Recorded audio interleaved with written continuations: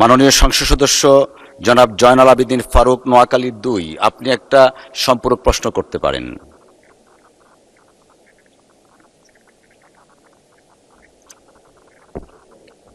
মাননীয় স্পিকার, আপনাকে অনেক অনেক ধন্যবাদ।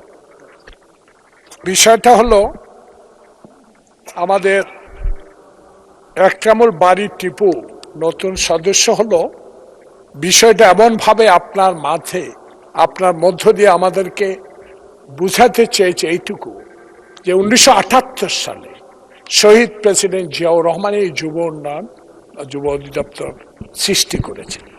বিগত দিনগুলোতে আমি জাতীয় ফুটবল প্লেয়ার আমিনুল, অত্যন্ত জনপ্রিয় ফুটবল খেলার, তার কাছে আমি আপনার মাধ্যমে জানতে চাই, এই যে যুব উন্নয়নে প্রশিক্ষণ নামে 16 বছর যারা এই সংসদে অনির্বাচিত ভোটবিহীন এসে তাদের দলীয় লোকগুলোকে প্রশিক্ষণ দিয়ে যুব মন্ত্রণালয়ে সম্পৃক্ত করেছে, যেটা আমি আল্লাহ পাক আমাকে শহীদ প্রেসিডেন্ট জিয়া খালেদা জিয়া ধানের শীষের কারণে এখানে 6 বার আসার সৌভাগ্য হয়েছে।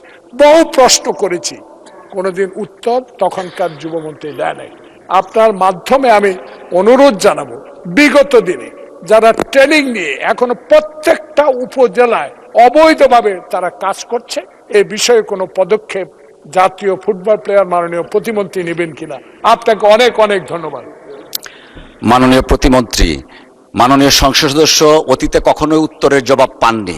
জাতীয় সংসদ আশা করছে আপনি আজকে উত্তরের জবাবটা দিবেন দয়া করে। মাননীয় প্রতিমন্ত্রী। অবশ্যই মাননীয় স্পিকার, আপনাকে ধন্যবাদ এবং আমি ধন্যবাদ জানাচ্ছি আমাদের মাননীয় সংসদ সদস্যকে যে তিনি বিগত সময় কোনো উত্তর পাননি, বাট আমি এখানে উত্তর দেওয়ার জন্য প্রস্তুত রয়েছি।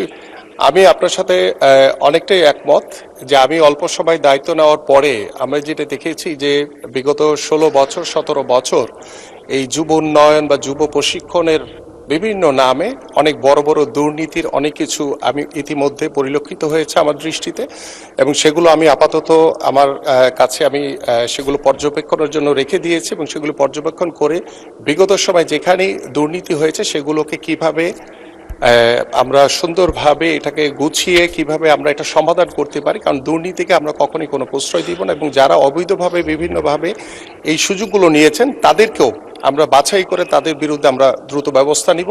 পাশাপাশি আমরা যুবকদের কর্মসংস্থানের জন্য, যুবতীদের কর্মসংস্থানের জন্য আমাদের মাননীয় প্রধানমন্ত্রী যে নির্দেশনা রয়েছেন সেই নির্দেশনা অনুযায়ী ইতিমধ্যে আমি আগামীতে আমাদের যে কর্মসংস্থানের লক্ষ্য নিয়ে যে আমাদের কার্যক্রম